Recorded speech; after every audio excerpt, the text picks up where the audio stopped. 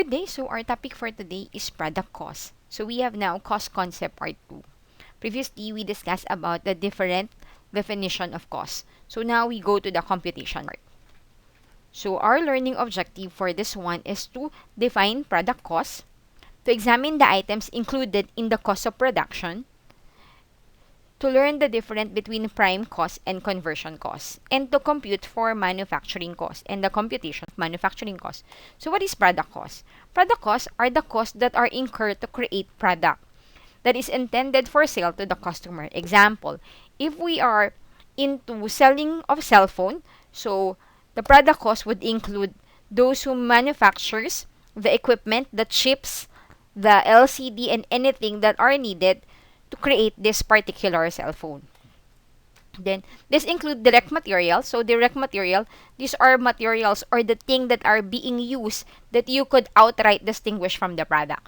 Like, for example, the chips, the speaker, the camera, and the small technical details of the cell phones. These are direct material. The direct labor are the people who assemble or create this particular cell phone. And we also have the manufacturing overhead. The manufacturing overhead, those are the allocated but cannot directly distinguish from the production of the cell phone. Like for example, the light, because without the light, the electricity, the machines, we cannot be able to complete the cell phone. Or the cutter, the tools that are being used for this particular cell phone. Okay? Example. So we compute. Example, KKR Manufacturing, which began operation on January 1, 2020, produced industrial kettle that sell for 325 per unit. The following information for the activities are as follows. So we had the number of units produced, 20,000. We also have the number of units sold, 17,000. We have the direct material, 25. Direct labor, 35. And manufacturing overhead, 60. Then we also have the annual fixed cost, manufacturing overhead, 400,000, and selling and administrative overhead, 140,000. So take note that manufacturing overhead is a product cost, but selling and administrative overhead are period costs. For our previous definition, take note that the product costs are those that are directly attributed to the product, while period costs are those that are expenses at a given period. So KKR carries its finished goods inventory at the average unit cost of production. There's no work in process at year end. So we compute. So for the average unit cost, so what do? And then we determine the cost at December 31 of finished goods and compute the company's cost. Okay. So let's now compute.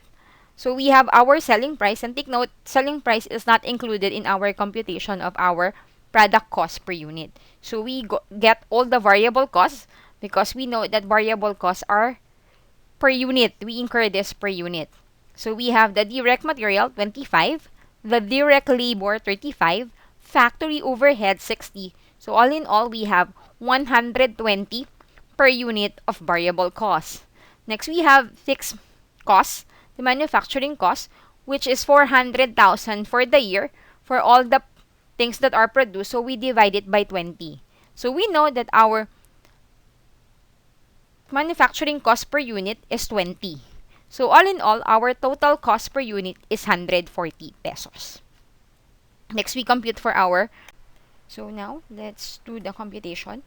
So we have the finished goods, computation for the finished goods in units. So we have beginning 0. We produced 20,000 and sold 17,000. So our ending units, finished good is 3,000 times cost per unit at 140. So that's 420,000. So if we would compute for the cost of goods sold using this pro forma, we'll just multiply 17,000 by 140. So we will be able to compute already for the cost of goods sold. But if we are using the functional format, this is the pro forma. So we have first the direct material use, and we able to compute for the direct material use by getting the beginning raw material, add the purchases and transportation in, less ending raw material, so that we would be able to arrive at direct material use. We also have the direct labor And then the factory overhead, we have two kinds of factory overhead. We have applied and actual. Usually, we would be able to use the applied. It could either be applied based on the direct labor hours. Then we will be able to arrive at our manufacturing cost. Then we add up our work in process beginning so that we will be able to have the total goods placed in process, and then less work in process ending. We will be able to have the total goods manufacture, add finished good beginning, and then we will be able to have the total goods available for sale, and less finished goods end. We'll be able to have the total cost of goods sold. Okay? So let's try. Okay. So let's now compute for cost of goods sold using our actual entry. So we had unit produced 20,000. The unit price for direct material use was 25. So 25 times 20,000, that's 500,000. Direct labor 35 times 20,000, that's 700,000. Factory overhead variable 60 times 20,000, that's 1,200,000.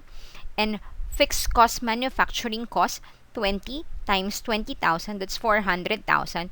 So we have the total manufacturing cost at 2,800,000. At beginning, work in process beginning, but it's not stated, therefore there's no work in process. So we have total goods placed in process at 2,800,000. We also don't have any work in process end.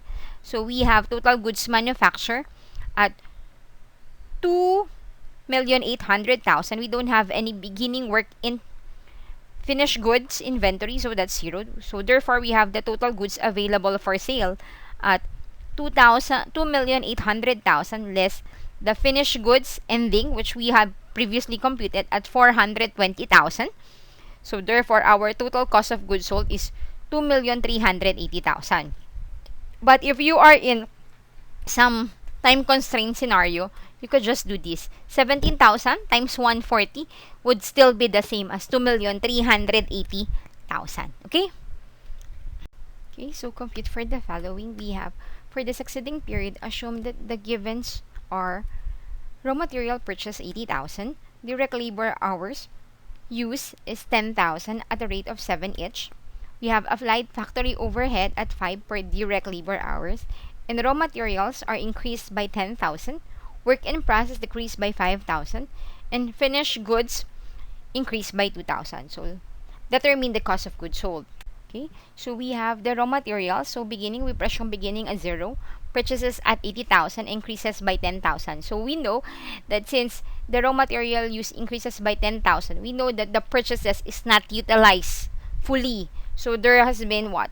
Left by 10,000. So we deduct it from the purchases. So purchases, 80,000 less 10,000, that would give us 70,000 as raw material use.